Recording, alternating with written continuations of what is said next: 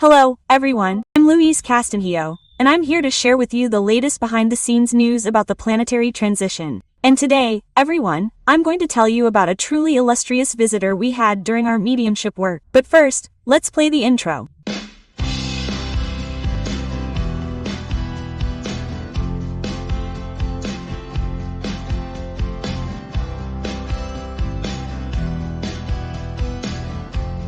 So, everyone, I want to begin this video, as always, by greeting you all, wishing you good health, peace, and harmony for you and your families. Hey, for those of you who aren't yet subscribed to the channel, as you're new here, please subscribe, like, and hit the bell, because all these measures help me offer videos with this precious information about the good news to even more people. So, that's why I'm asking for your collaboration. For those of you who are new, just arriving here, I'd like to make a recommendation, everyone. We already have over 106 videos online with a lot of information about this extraordinary period we're living in. These videos are all numbered sequentially because the topics are being presented by our spirituality and our elevated stellar brothers and sisters in a gradual and progressive way. So, it's highly recommended that you watch all the videos in order, because then you'll understand many of the topics I've been presenting, because I can't keep repeating everything all the time, everyone. It's a lot of information. So that you can have a more solid understanding, that's why I make this recommendation, okay? But let's start with the topic of our video, which is very, very interesting. So, as I told you, we had here, right, because I'm not alone, right? I'm incarnated alone, but I know there's a whole spiritual team supporting me. And then we received a visit, folks, from Lester, who gave a lot of explanations about everything that will happen in the planetary transition. So, let's go. He started talking about the psychosphere, that it's already much denser due to the proximity of the events, which leaves this whole crowd of dark beings very scared and desperate. They are, folks, very scared. They are desperate. So these poor little beings, fall into a profound energetic imbalance and do everything to equalize their imbalance with the environment that surrounds them. When he said this, folks, I was thoughtful, because I had never thought about it from this perspective. I imagined it like this, so the guy, he's not elevated, so he keeps fighting with everyone. But what is this really? This is an unconscious desire that this being has to equalize his energy with the environment. He wants to get rid of that bad energy that he sometimes doesn't even know about, in an unconscious way. He thinks that if he lets out that aggression, if he does it and it happens, it will make him feel better, when it doesn't, because it doesn't work that way. But let's just say, it's an unconscious desire they have. I had never thought of it. I found this perspective that this elevated, enlightened being presented to us very interesting. Well, and then he continued. Look, my children, the only way we can avoid being contaminated by this type of unbalancing energy is by praying, which is something they've always been advising us, guys, since the first psychographic message I received. The first piece of information they gave was, pray, daughter. Pray. You need to pray. Prayer is the most effective weapon of protection a being can have. And it's simple, right? It's not difficult to pray. We can pray at any moment, anytime. You're there and stop traffic, elevate your thoughts. Send a little shot there, go a little shot. Single quote. That little shot, folks, may be tiny, but if it's sincere, it gets where it needs to go. That's very beautiful, very interesting, right? And then he continued saying that everyone, right, all incarnate beings, then he started talking about, let's say, the transition itself and more about the physical awakening process, also known as the Great Tribulation in the Bible, okay? Because, folks, things will happen. They will happen because they have to. We are still very imperfect, and somehow the planet will materialize some of this unbalanced energy we produce. It's true that we've already had a lot of softening, folks. It was supposed to be much worse, much, much worse. What John, poor thing, saw in Revelation. My God, it was a terrible thing, leaving no stone unturned. But thanks to our own actions, to our not having entered a third world war, well, anyway, we were able to achieve a wonderful softening, that Christ, folks, he is the Christ, he is wonderful and he has a heart bigger than himself, and he granted us this vision of his. But that doesn't mean that nothing will happen, things will happen. But what he explained, look, that for the incarnate, all those affected by the physical awakening operation already know, because they asked for this type of test to accelerate their moral evolution. Because when an event of this type occurs and a person has those collective disincarnations, well, these events provoke powerful reflections in beings, and these reflections bring the necessary evolution. So, courage, he said, courage, brothers. Because this will be the last great test of the planet. Look how wonderful. It will be, things will happen, but we shouldn't be afraid, because whoever ends up disincarnating already knows, because they asked for it. Those who didn't ask will be preserved in some way, folks, because divine providence works this way. It's very beautiful, isn't it? And that's what he said, this great tribulation, also called the physical awakening operation, will be the planet's final test, ending the planet's stage of atonement and trials. Isn't that great, folks? So, let's pay off these debts so we can enter the world of regeneration on the right foot, okay? And without fear, folks, without fear, because those who pray will be very, very protected. So, we can't forget these things, right?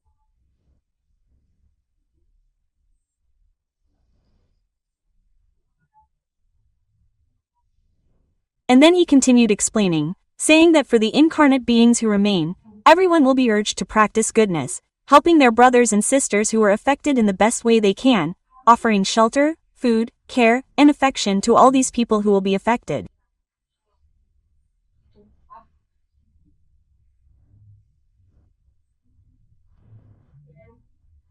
And then, folks, he started talking about Brazil and all of this. He said the following, that Brazil will be little affected in the physical awakening operation.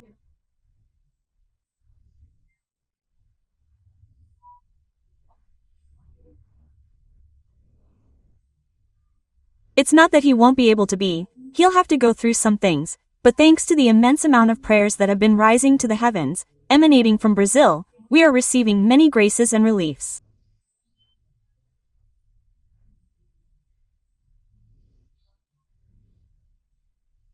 Look how wonderful this is. So it's not that Brazil will suffer less because it's the darling of God. No, nothing like that. Because for Jesus, we are all equal. He loves us all unconditionally.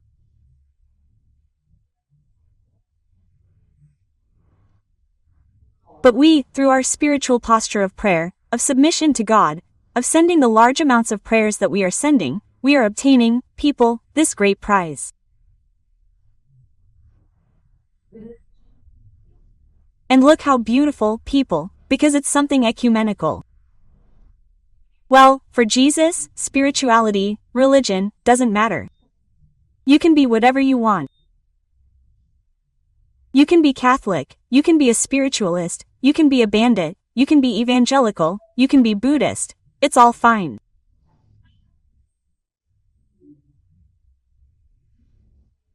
What he takes into consideration is the sincerity of prayer, the search for contact between beings and divinity. That's what's taken into consideration. And Brazil, thank God, right? Sometimes there's some little disagreement, right? Evangelicals with Catholics, with Spiritists, I don't know what, because you. But people, in general, everyone believes in Jesus. We all unite in prayer, asking for peace in the world. And that's it, that's how we have to proceed. We have to be tolerant of each other, okay? Some interpret the biblical text one way, others interpret it another, it's all fine.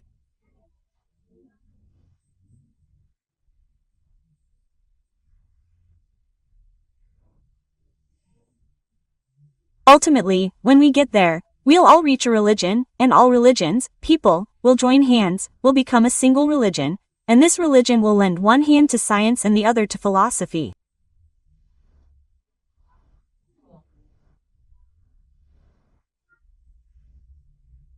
It's so beautiful, right, people? And that's what will happen to us.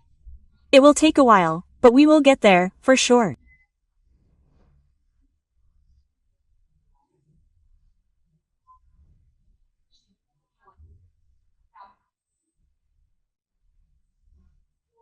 So, continuing, they said we should keep praying, that it's beautiful to see all of Brazil praying from up there, that they are very happy, that our Lord Jesus Christ is very pleased with us, and that soon, look at this good news, we will be freed from all the corrupt rulers who are around today, and that soon, this liberation will come.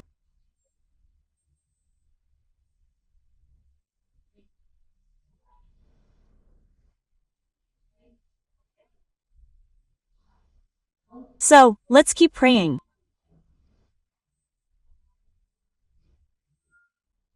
Let's pray for the best. Let's pray for justice. Let's pray for good people, that good may always prevail, and it will prevail, for sure.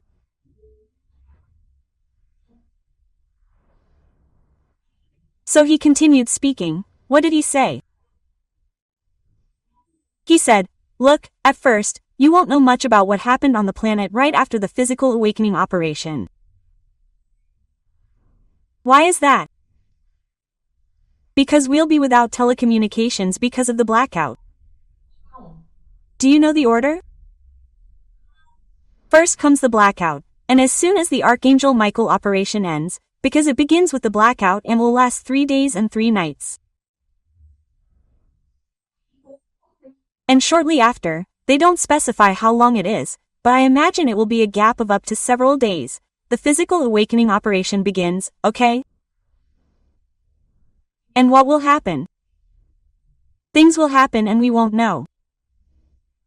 We won't be left in the dark, because we won't have telecommunications.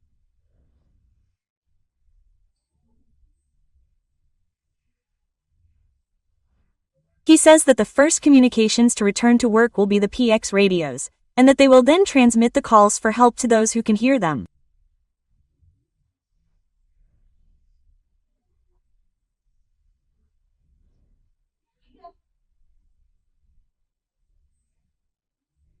And then people will start connecting and mobilizing to assemble aid, sending everything necessary for the people affected by this physical awakening operation.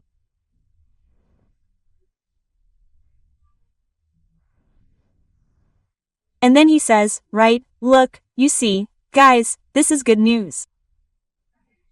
You might not think so, but it's great news, because this will be the last great trial on the planet.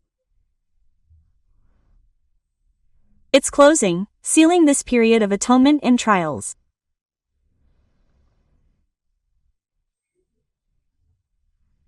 And you already know that the blackout here in Brazil will be at night, very late at night.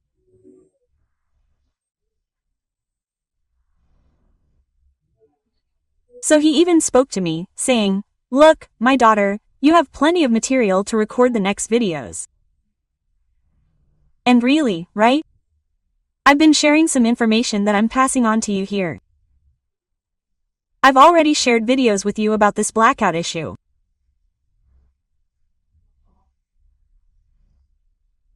I already told you right away when I had this vision that I had, and I wanted to share it with you right away, just to calm your hearts, right?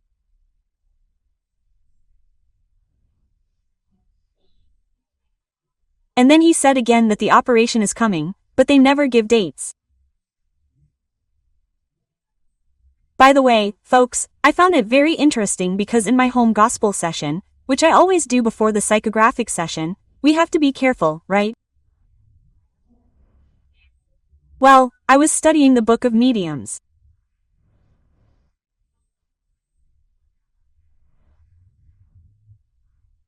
And then in one of the chapters of the Book of Mediums, which we're already halfway through, almost at the end of, they say that one of the ways you can recognize when it's a higher spirit is that they don't give dates.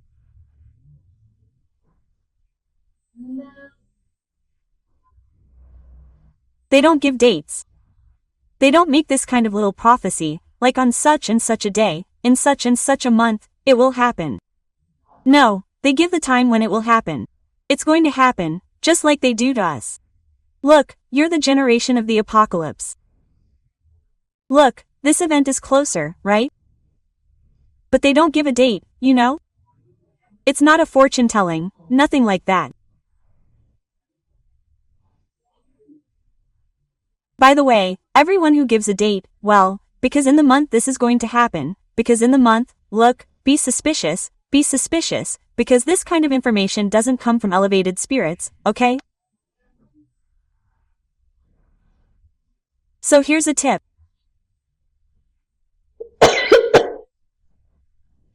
Use, your filter, select the information because it's full of it on the internet.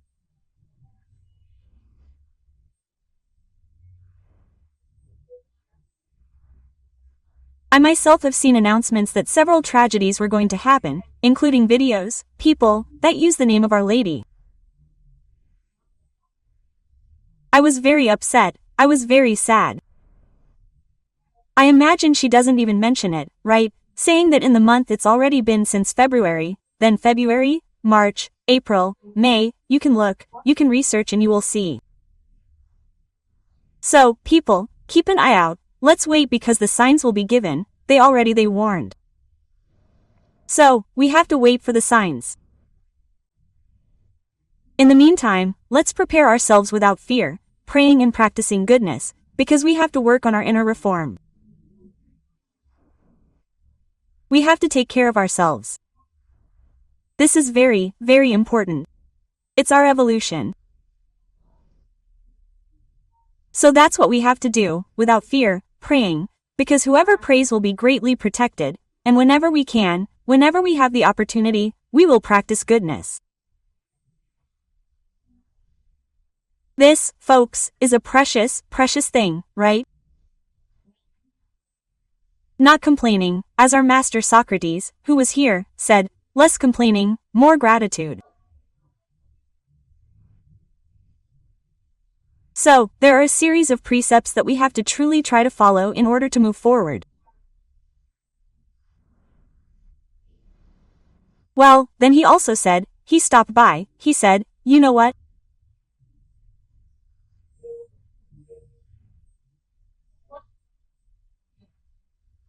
That the post office will play an important role during this period when telecommunications are suspended, that letters, folks, those little letters written with stamps, etc., will return to circulation for a while and the news will be passed on in the same way as before.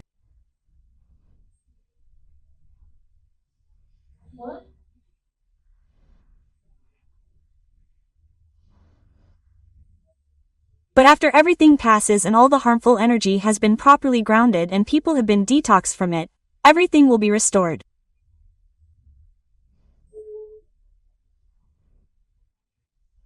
But then in a healthy way, without the addictive energy that exists today.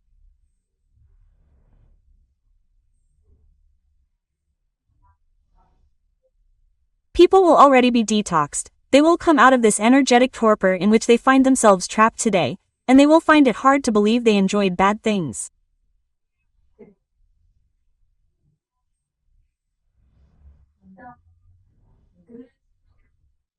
So, folks, great progress will come, and we will enter a technological golden age like never before.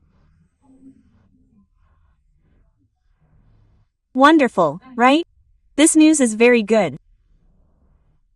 And then he continued, he said, and we will be here to help you in any way we can. And what great joy, great happiness, and well-being there will be throughout the planet. Quote. And then the classic question. I asked who I was having the honor of speaking with. And he said, you speak with Simeon, an ancient being who wandered alongside our beloved Christ through the lands of Galilee.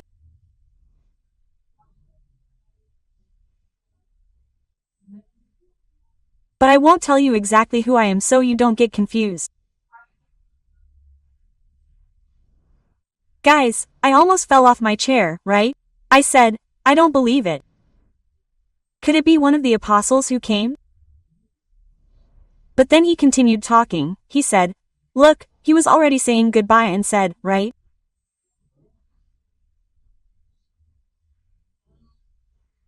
So that I could continue on the mission and that each of us should contribute a grain of sand, and in the end, those grains end up becoming a huge pile of knowledge.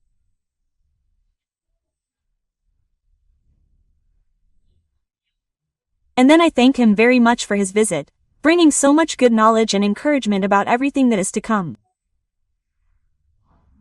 And they with that humility, right? They are all very humble, right? He said, I'm the one who's grateful, my daughter. I'm the one who's grateful for the opportunity to be here and continue this work, keep explaining to people, because people are thirsty, people want to know what's happening behind the scenes of the planetary transition, right? Quote.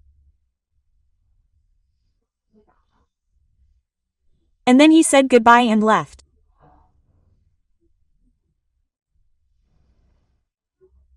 And, right after, in the next psychography, because I usually receive 2 or 3, right, in the session per session, my dear mentor came. He always comes.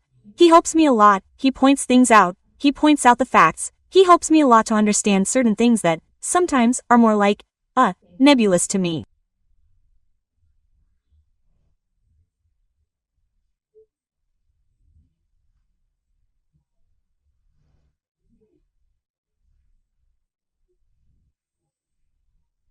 And he came, the captain came and he said, "Look, my daughter, the one who was here really was one of the apostles of Christ. And the light here was so great that it even made us half blind, with so much light from this enlightened being." And then he asked me to research him and that later we would talk about it. And I went to research on the internet because I'm curious, right? And then I discovered the following. That there were actually 2 apostles of Jesus named Simeon. Simeon is the same as Simon. So, there was Simon the Zealot or Canaanite, who was one of the known apostles. And there was also Simon Peter, our beloved Saint Peter. So I was very impressed. I said, "Guys, which of the 2 did I talk to? Which of the 2 did I have the honor of receiving such precious information from?" But the fact is that so far the captain hasn't clarified it for me. Let's see if he gives me this information in the near future, and as soon as I know, I promise I'll tell you, okay? I hope you enjoyed learning all this, because I really enjoyed it. I'm Louise Castanhedo, and I hope to see you on the next episode of this channel. So, a big hug to all of you, and see you then.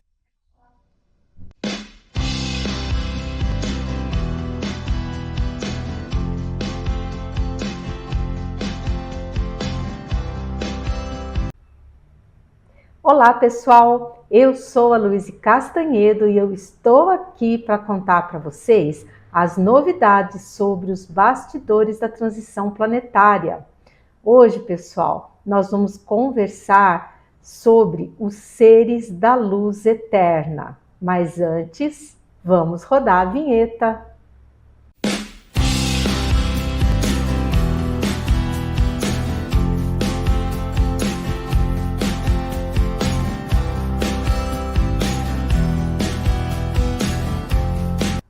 Então, pessoal, vamos começar esse vídeo e eu sempre gosto de saudar todos vocês, meu público querido, que está aqui sempre comigo, e aproveitar e pedir, olha, pessoal, você que é novo por aqui, ainda não está inscrito, por favor, inscreva-se. Não deixem de dar o seu like, porque isso muito me ajuda a distribuir o vídeo para cada vez mais pessoas, para que todos possam ter acesso a essa boa nova do mundo de regeneração que vem aí. E também não deixem de clicar no sininho, gente, o sininho também é importante, tá bom? Mas vamos ao assunto de hoje. Então, pessoal, eu recebi uma mensagem de umas entidades muito evoluídas.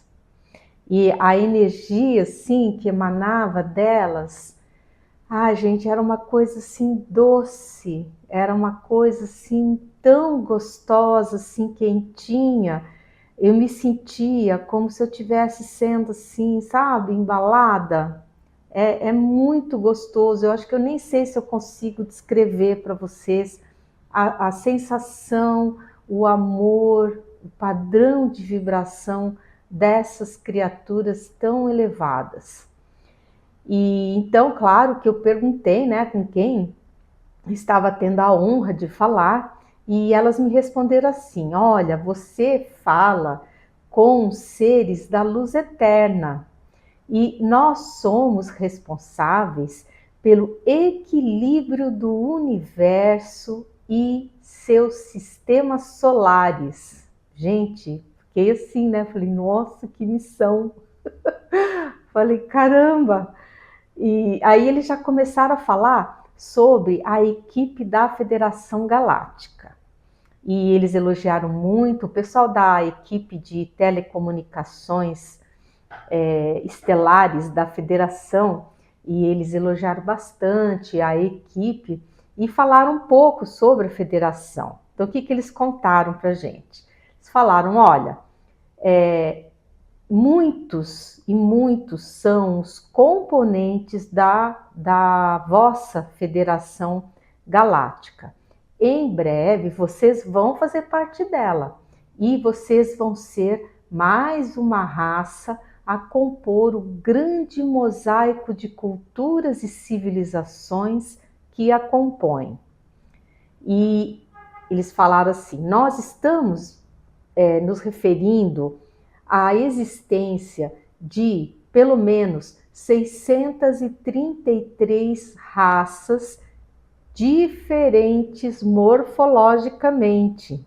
Porém, a quantidade de componentes da federação é imensamente maior. E aí eles explicaram, que eu fiquei meio na dúvida, né? Eles explicaram, eles falaram, olha, vocês são adâmicos. Então, vocês não vão ser uma raça morfologicamente diferente, nova a entrar na federação, porque já existem outros seres adâmicos que já fazem parte da federação, como, por exemplo, os seus amigos de Aldebaran. E aí eu pensei, falei, é verdade, porque eles são adâmicos, que nem nós, eles são inclusive loiros, de olhos azuis, eles são estilo assim nórdico, né, podemos dizer. E aí eu perguntei, claro, né, que eu tinha que perguntar alguma coisa, que eu sou curiosa. Eu perguntei, então, quantos são os filiados à federação? Quantos planetas, digamos assim? E aí eles responderam assim, na lata, centenas de milhões, minha filha. E eu falei, uau! E aí eles explicaram, falaram assim, a nossa galáxia, ela é grandinha, a Via Láctea. E nós temos aí muitos seres e planetas, sóis, sistemas solares, né? E aqui no sistema solar, nós temos uma pequena representação da federação adequada a este pequeno sistema solar que conta apenas com uma única estrela de quinta grandeza para aquecê-lo.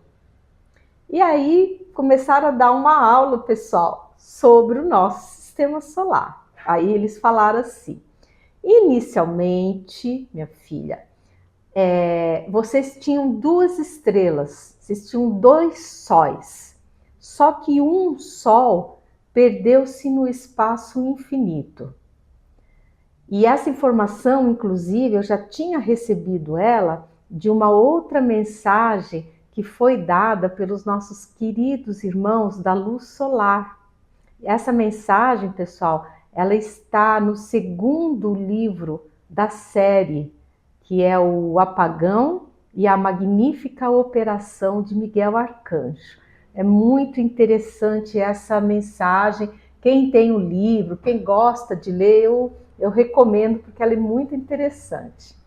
E aí eles continuaram contando mais coisas sobre o sistema solar. Eles falaram também havia mais um planeta entre Marte e Júpiter, que infelizmente esse planeta foi destruído por sua própria e incauta humanidade. Olha só. Daí então, nós, os seres da luz eterna, redobramos a vigilância para com vocês, temendo que vocês fizessem a mesma bobagem que o pessoal desse planeta fez. E eles contaram que a destruição desse lindo planeta, ela trouxe muito atraso evolutivo para toda a população de todos os reinos que lá existiam. E essa população toda, que desencarnou, claro, de uma forma catastrófica, ela precisou ser realocada em diversos outros orbes. Muitos desses seres vieram aqui para a Terra, outros foram para Vênus e até Mercúrio. Os piores foram para Plutão, na condição de apenados, e alguns ainda estão por lá cumprindo suas penas. Porque vocês sabem, Plutão, ele é o nosso planeta prisão. Então, todos os seres que causaram muitos estragos e atrapalharam muito a evolução dos seus povos, nos seus planetas, eles são para lá conduzidos na situação de apenados e para uma doutrinação severa e cumprimento de pena para que eles possam fazer as devidas reflexões sobre o que eles fizeram e possam então, junto com seus mestres, traçar um plano de resgate, de recuperação dessas faltas. Inclusive, dizem que até o Hitler está lá preso, está lá, em Plutão. E eu acredito que tenha outros também, tá? Eu acredito que o Stalin deve estar lá, ó, porque o Stalin matou, ele conseguiu a façanha de matar mais gente ainda que o próprio Hitler. E é um negócio, assim, incrível. Mas o assunto do vídeo não é esse, vamos tocar em frente, né? E aí eles continuaram explicando o que aconteceu com esses seres desse planeta que foi destruído. Eles explicaram que os seres das outras dimensões, porque existe, gente, várias dimensões no planeta, isso eu já expliquei para vocês, e eles confirmam aqui. Então eles explicaram que todos os seres de outras dimensões, eles também foram afetados e precisaram ser realocados, da mesma forma que os seres que estavam ali encarnados. E na ocasião, foi necessário montar, pessoal, uma grande força-tarefa composta pela espiritualidade de todos os planetas aqui do sistema solar, e grandes ajustes magnéticos foram, pessoal, necessários para que todo o sistema solar não fosse afetado pela perda de um dos planetas. E aí, pessoal, eu vou explicar o porquê disso. Então, isso, pessoal, aconteceu, essa necessidade, porque vocês imaginem, o sistema solar, ele tem o Sol, evidentemente, no meio, e todos os planetas ali que orbitam no entorno do Sol. E a situação deles no espaço, a velocidade, tudo é determinado pelas forças gravitacionais que existem entre os planetas. Então, você tem ali uma situação de equilíbrio, de repente você tira um planeta ali do meio, os outros, o que vai acontecer? Eles vão tender a se rearranjar em novas órbitas e vão se movimentar pelo espaço. E isso, pessoal, poderia ter assim, sérias, severas consequências para todos os habitantes de todo o sistema solar. Vocês calculem o perigo, a confusão que foi quando esse planeta explodiu.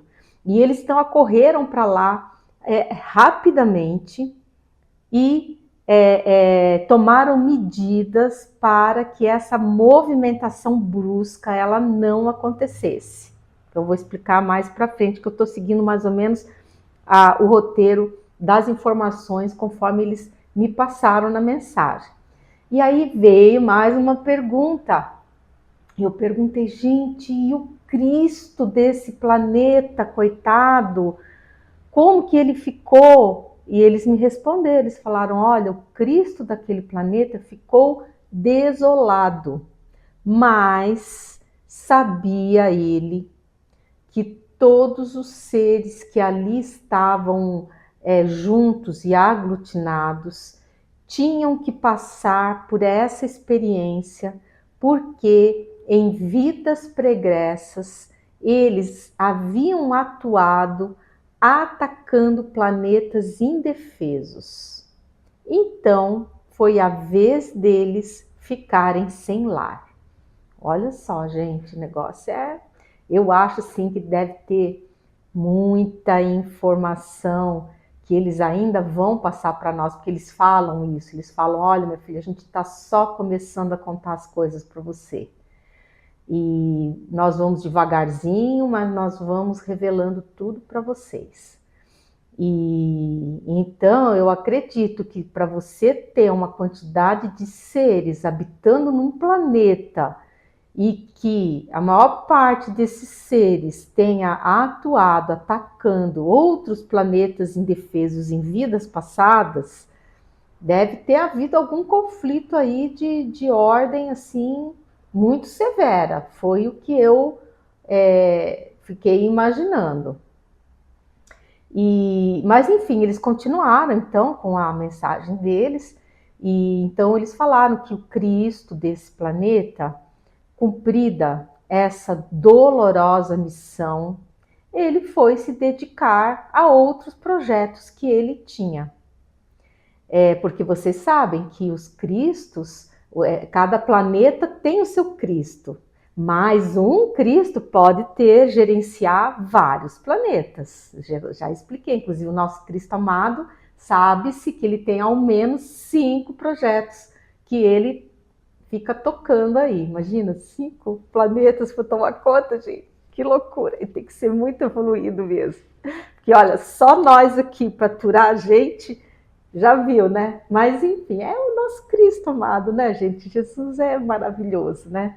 Mas vamos voltar ao assunto. Aí eles falaram assim, que eles tiveram um grande, extenso trabalho para realocar todos os seres em outros planetas. Imagina, deve ter sido uma loucuraiada, né?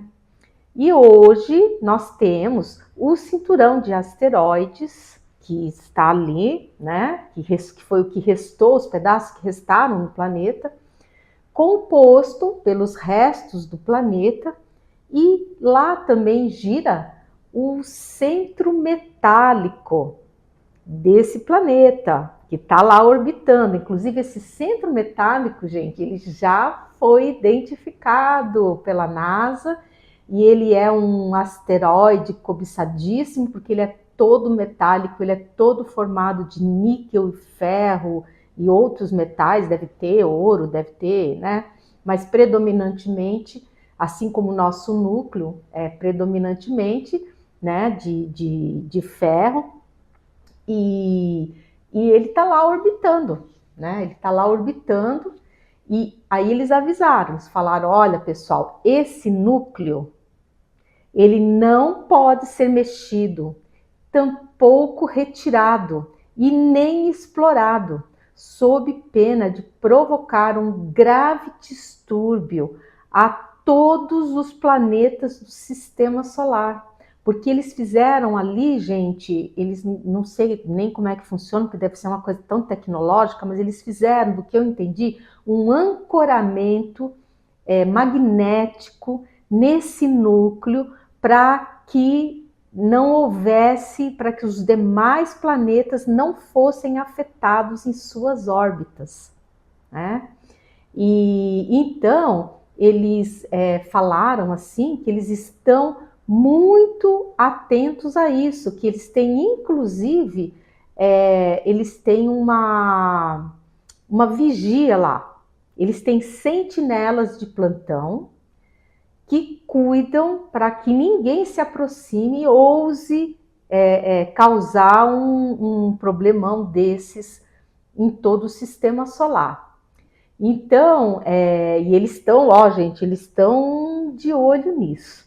E fora essa atividade, eles também atuam na formação, pessoal, dos sistemas solares. Olha que legal!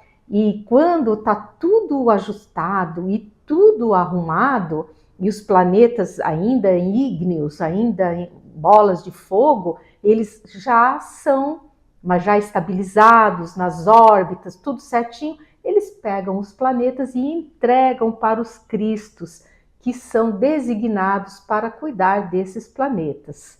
Que trabalho maravilhoso, né, gente? E aí no finalzinho eles falaram assim que alguns astronautas nossos já viram eles, que eles têm grandes asas e eles são muito grandes e eles voam por aí pelo universo nesse trabalho lindo de organização.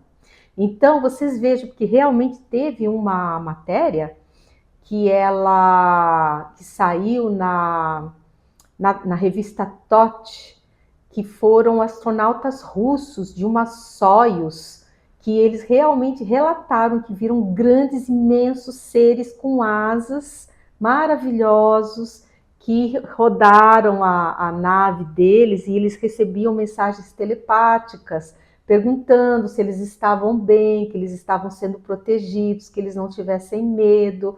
É maravilhoso, gente, isso é maravilhoso. Isso tudo, gente, está relatado no segundo livro. No segundo livro, inclusive, tem até o link da notícia dessa editora, onde saiu esse relato, né? E, finalmente, eles contaram que Júpiter, nosso querido Júpiter, na época que o nosso sistema solar estava sendo construído, ele foi rearrumado de lugar. Ele, inicialmente, a órbita dele era mais próxima do Sol e ele foi levado, foi rearrumado, foi carregado lá para o finalzinho do sistema solar, para que o sistema pudesse ter uma proteção melhor contra corpos estranhos.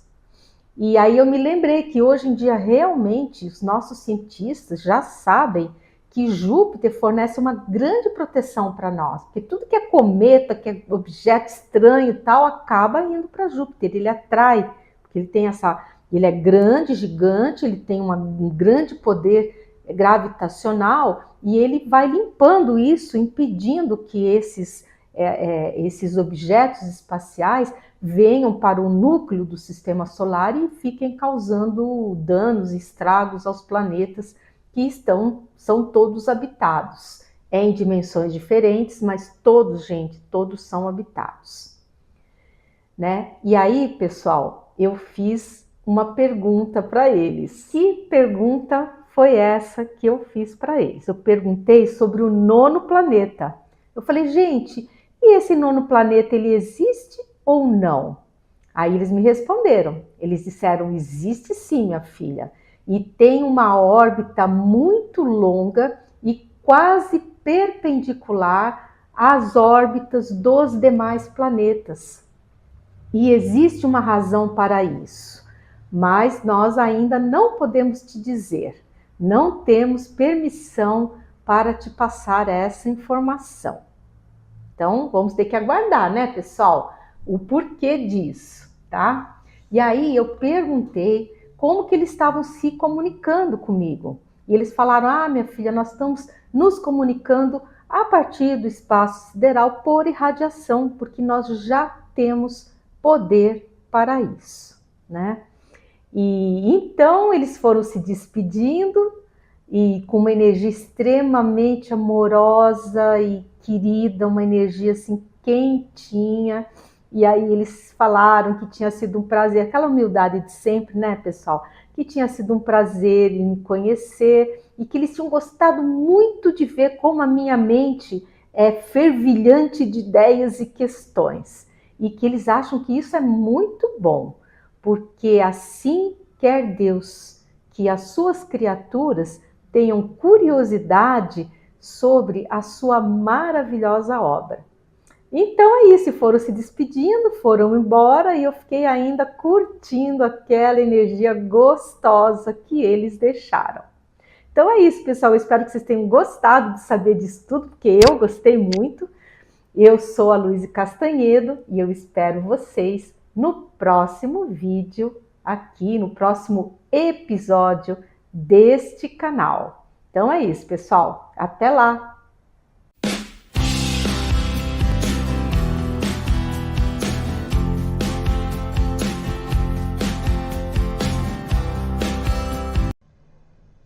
Hello, everyone. I'm Louise Castanhedo. I'm here to tell you the latest on the behind the scenes of the planetary transition.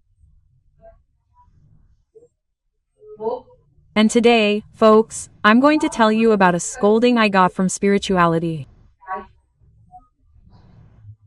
But first, let's play the intro.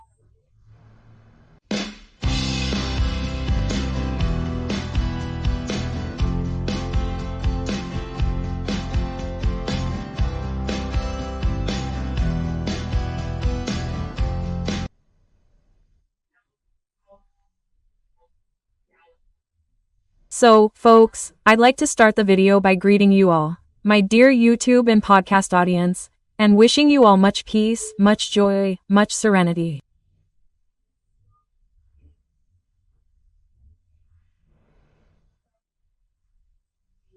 But I also ask that you give me a like, and if you're not subscribed to the channel, please subscribe. Subscribe, because that helps a lot with the YouTube algorithm. It helps me deliver more videos to more people. So it's important, folks, to click on the bell too. Give the like, and if you have any questions, write to me, because I always try to answer everyone.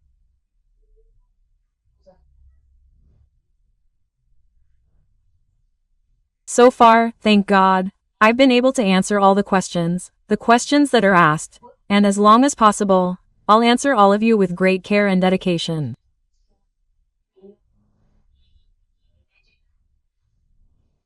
Okay, folks, let's get to today's topic. And it turns out I got really scolded, and I did.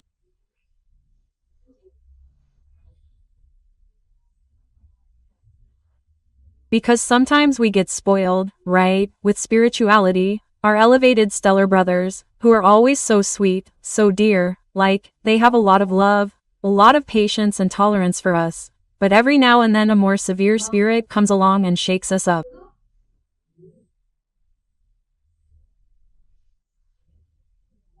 And that's what happened to me. And I want to tell you about it. I want to share it with you.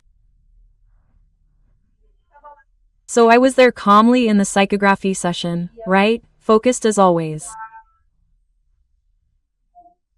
And then it was them first. He arrived. He said good afternoon to me in a very sweet way, right? I said, oh, how wonderful. Here's another message. But then he started like this. Today we are here seriously to give you a warning.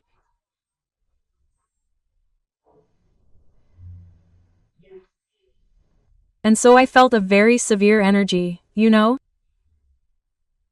A very serious energy, right? And I, oops, got a fright, right? I said, guys, what did I do wrong, right?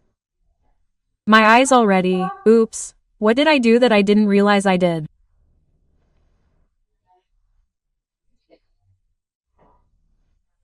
And then he was very direct. He said, look, get busy recording videos and expanding your audience with new ways of advertising.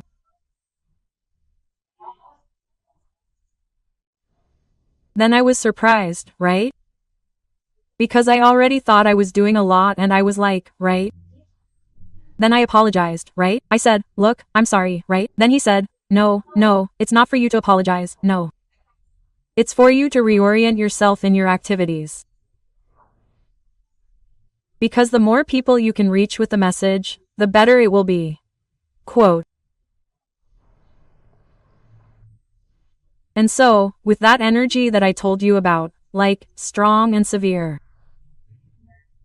And I was, guys, feeling like, you know, like that student who made a piece of art and ended up there in the principal's office, sitting there on the principal's desk, getting scolded.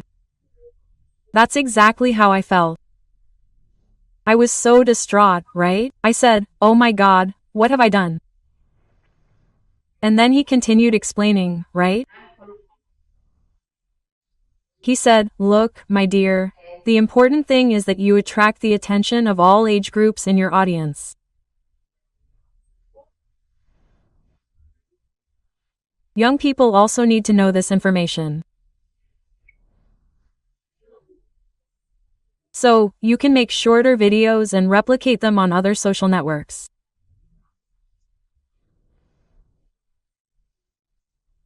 That way, you will make better use of your time, which is already scarce, because soon everything will rush.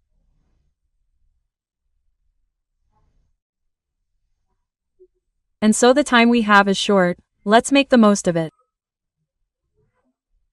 Do you understand me?" I said, "I understand."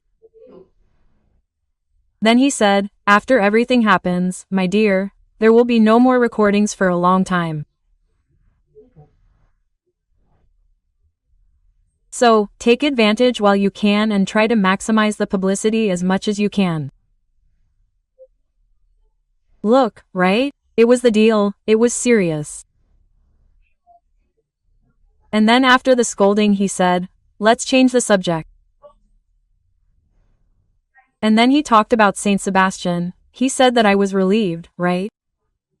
I said, "Oh, I'm glad he changed the subject, because I was really feeling that way in the principal's office." I told him, right? Then I was relieved, right? I said, "Oh, that's great, he's going to change the subject, let's see what he's going to say now."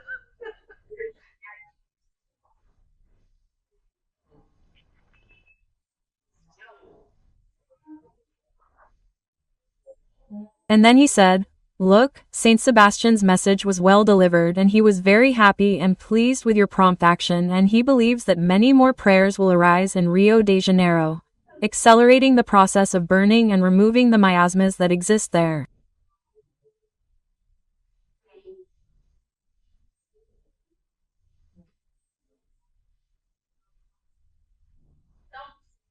So, guys, I'm going to take the opportunity to reinforce the message to our dear friends from Rio.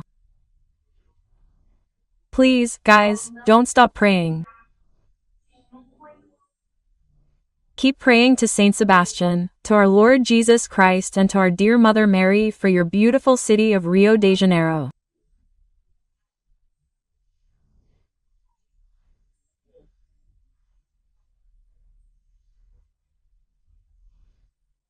Because there was a station of discord installed there in your territory and this station was the oldest in Brazil, you suffered, let's say, more influence, there was a greater amount of harmful energy spilled over the entire territory of the city.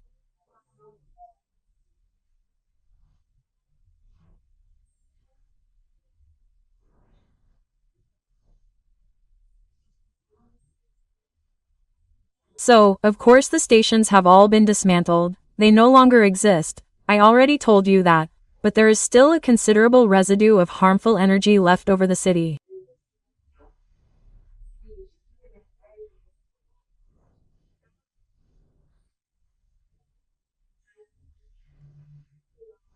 So, if the people of Rio de Janeiro pray fervently, ask with faith for this harmful energy that is over your city, it will be transmuted into good energy, into powerful energy, right?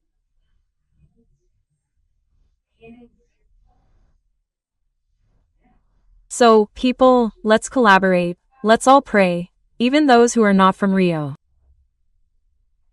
If you can say a prayer, that's also good because it helps us to give a good cleansing of the city's psychosphere.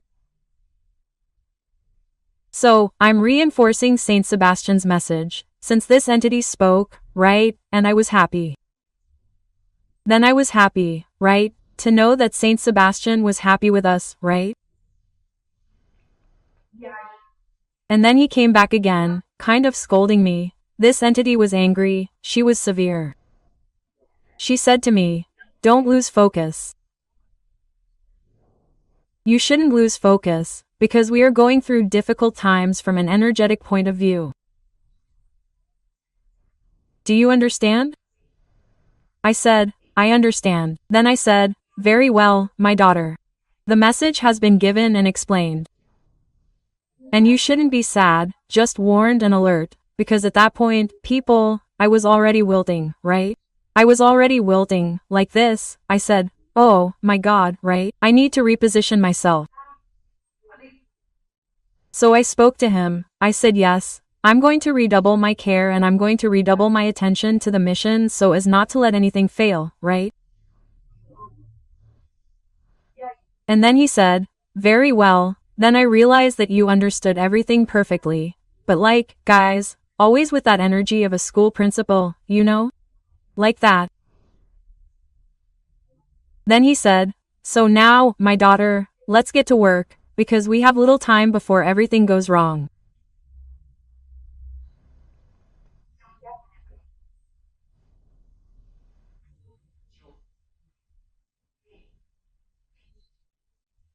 And I want to remind you of the video I made and also the corresponding episode in the podcast that has another numbering. But the video on YouTube is video number 94, which is from June 8th when I uploaded this episode on A, and in this episode we had a visit from, let's say, the coordinator of the guardian angels, Michael.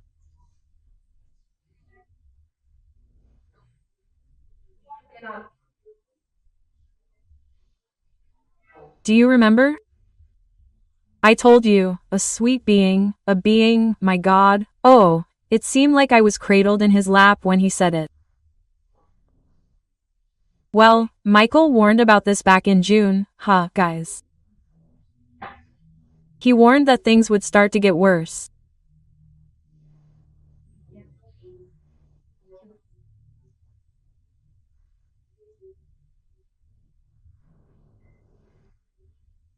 And, really, that's what we're already starting to see. With all these recent events, which I won't even comment on much, but anyway, all this confusion involving Trump and the confusion regarding NATO and wars. Anyway, these are sad things that we wouldn't like to see happen, but anyway, it's a scenario that's being set up before our eyes.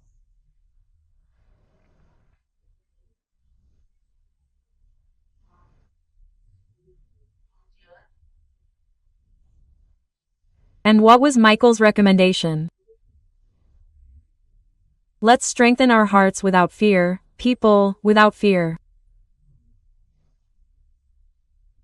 Because we have to think that Jesus is in control of absolutely everything, all the events. Jesus knows what's in the hearts of the dark ones. The dark ones don't know what the light is preparing for them, but Jesus knows everything they're plotting in the shadows.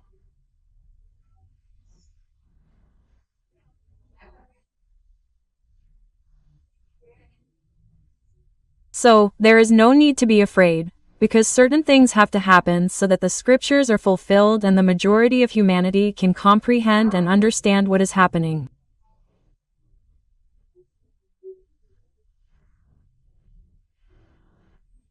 Those who are already awake know perfectly well that we are already living in the full apocalypse. In fact, folks, we are in the final stretch. We are in the final stretch of our world of expiations and trials.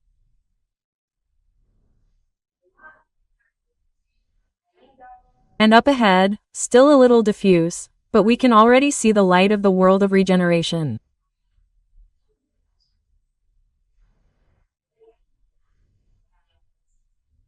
And then, folks, this entity began to talk about the work that is being developed throughout the threshold of the planet.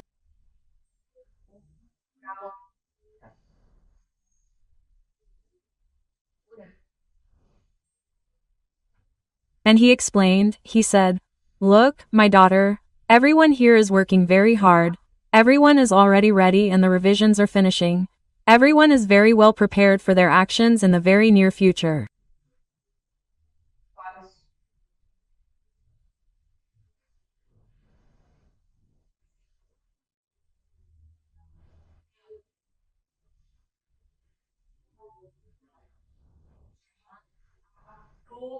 The spiritual teams are also working at full steam, in the thresholds, calling all the wandering spirits who are lost and lonely, wandering through the threshold, inviting them to accompany the Samaritans to take shelter in the spiritual colonies of the planet, so that these spirits will not be at the mercy of the elements when the powerful solar wave arrives.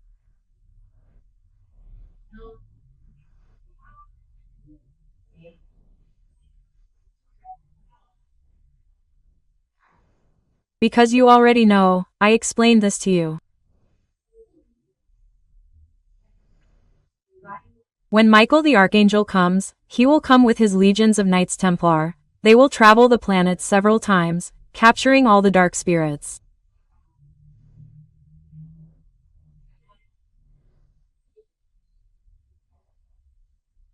These dark spirits, in turn, will emit very, very heavy waves of energy, of revolt, of fear, of terror, of anguish, of anger, of hatred, right? Because of course, they don't want to leave the earth, right? They want to stay here, right? Causing trouble, making fun of everyone. That is their desire. And that will no longer be allowed. Why? Because our planet Earth will soon be entering the world of regeneration, where this type of energy will no longer be accepted.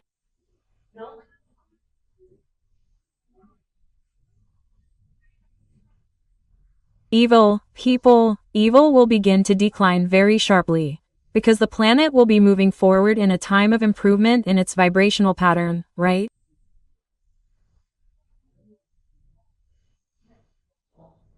So, the entity continued explaining, right?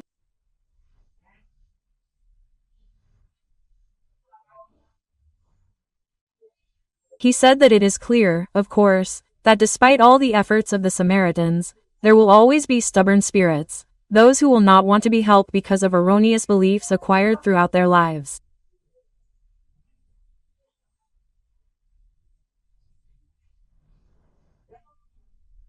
So, for example, many will refuse this help. They will refuse. They will not want to go to the colonies, I don't know, out of fear, prejudice, etc., right?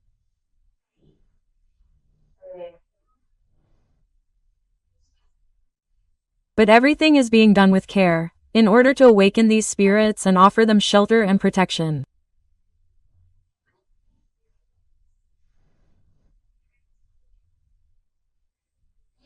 Because, let's say, the energy that will be present during these 3 days and 3 nights of the operation of Michael the Archangel will be intense. It will be a very, very strong energy. So, whoever is there in the threshold, even if they are not dark, will feel all of that.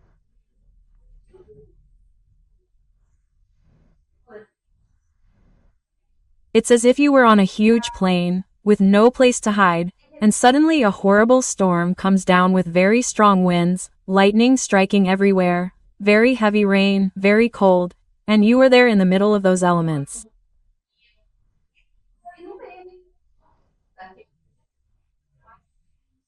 So, that's more or less what will happen to these wandering spirits who refuse to go to the colonies.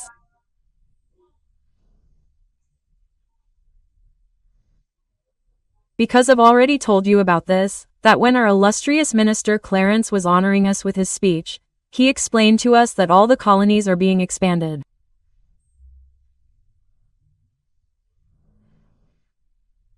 All the colonies around the world are being expanded. Maybe they've already finished being expanded, because it's been a while since he told me that, right? Exactly why? To be able to receive all these wandering spirits, to also have space to receive the people who will collectively disincarnate in the physical awakening operation, because there will be, yes, collective disincarnations, unfortunately.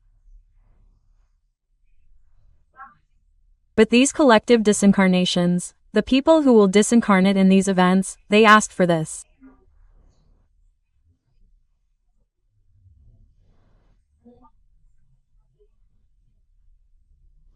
They asked before reincarnating as a way to accelerate their evolutionary journey, because these people, these spirits, want to enter the world of regeneration in a better energetic condition, right?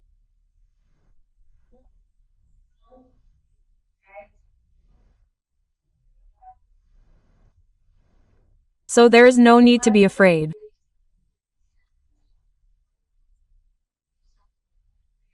I always say this, people, because everyone will be in the right place, at the right time to be able to fulfill their evolutionary missions within the plan that they themselves, that we ourselves chose for our moral evolution, right?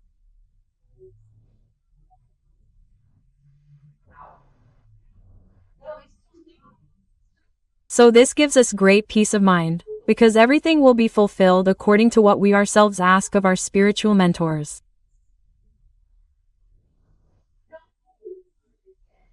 So, whoever does not have this type of request, nothing will happen to them. They could be in the eye of the storm and nothing will happen. So this is something very interesting and very, very important. That's why they talk to us a lot about the issue of prayer. They really stress this point, asking us to always pray, because whoever prays will be protected. Even if the person dies during the physical awakening operation, if they pray, they will be rescued immediately. It will be like that, you know? They won't get lost, they won't wander around, nothing like that. They will have the necessary support and will be taken in. They will be supported and everything will be fine, right?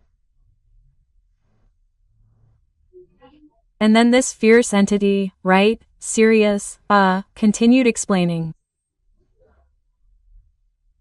He said, "Look, my daughter, all these works in the threshold, they will continue happening," and said that these works are going on at a very strong pace.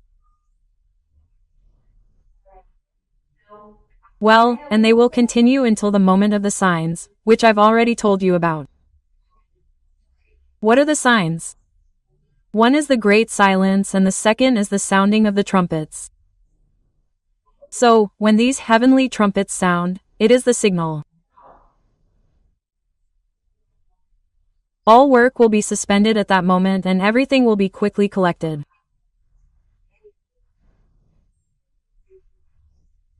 All rescue teams will quickly return to their colonies in a state of prayer.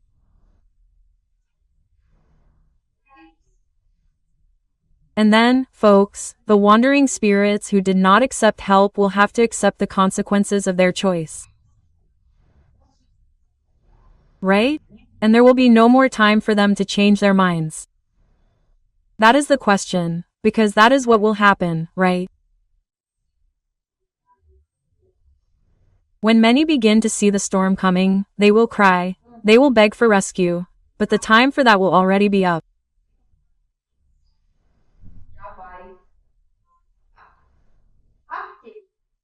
Those who are more prudent, more judicious, let's say, will already be collected in the spiritual posts and colonies, in total safety and recovery.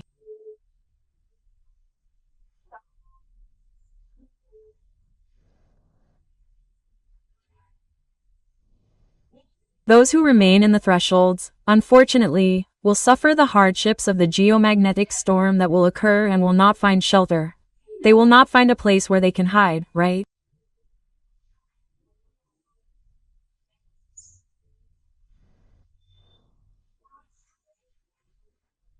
But then, when everything is over, after Archangel Michael passes by and carries away all the dark ones, these wandering spirits who decided to stay in the threshold, they will wake up exhausted and without any strength for anything.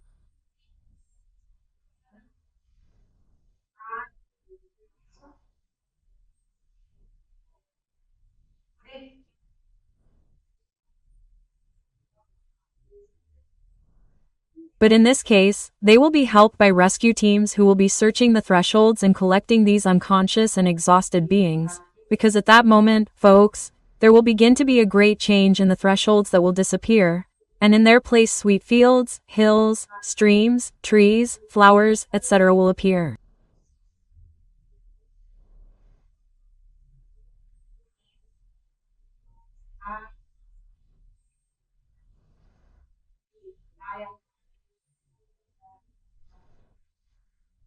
The sun will shine on what are now the thresholds and it will go on.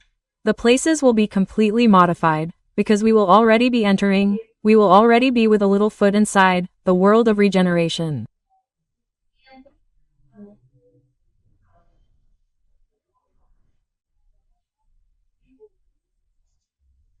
Of course, there will be some small stretches of the threshold that will be preserved here and there to receive the dark beings, who will remain incarnated, but who will gradually disincarnate.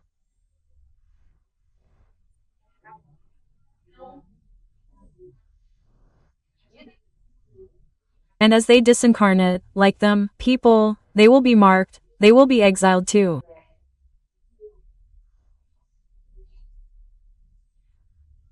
They will be received in these little stretches of the threshold where they celebrated, they will be judged, sorted, their paraspirits will be undone and the exile will begin because they are already well marked.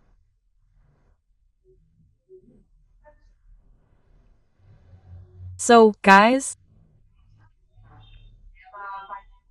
the Earth will complete its transition cycle, entering the period of regeneration once and for all.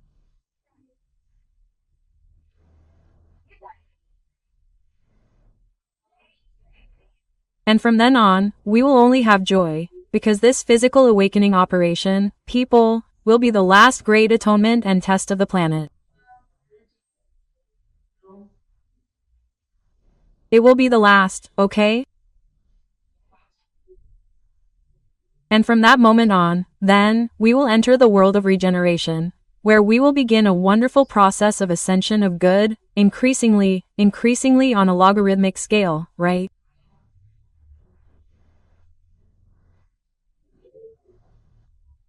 And then this entity, so austere and severe, began to talk about the world of regeneration.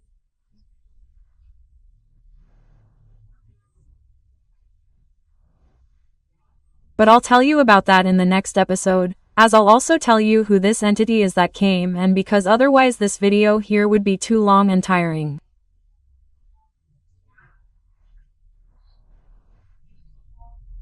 What I can tell you is that based on this scolding I got thoughtful, I kept thinking.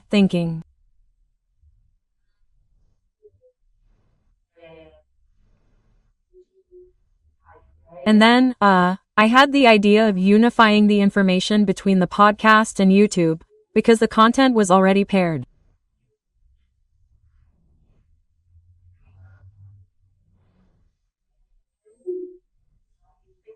And this unification allowed me to gain time so that I could implement the transition pills.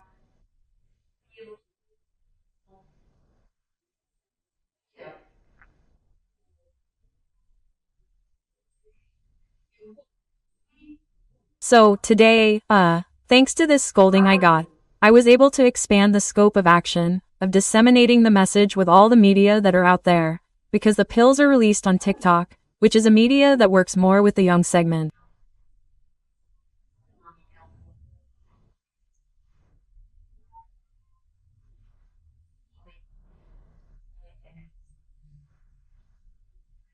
It's Facebook, Instagram, which was the former Twitter, right, and Telegram too.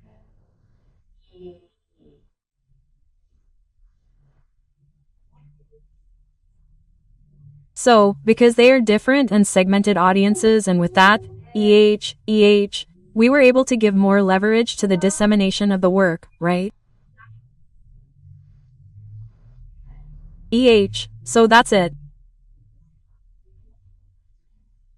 I hope you enjoyed learning about all of this and I hope to see you in the next episode of this channel, where I will finish telling you the information that was missing, okay?